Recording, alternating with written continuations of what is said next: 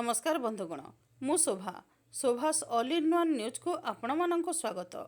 माँ माहेश्वरी सेना पक्षर स्वर्ण पदक विजेता संबर्धना।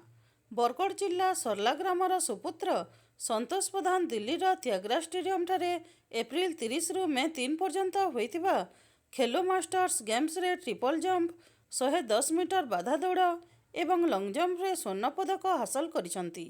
एही कृति खेलाली माँ माहेश्वरी सेना पक्षर कुरुआ स्थित श्री श्री उमा माहेश्वरी शक्तिपीठ में संबर्धना ज्ञापन करा जायछि।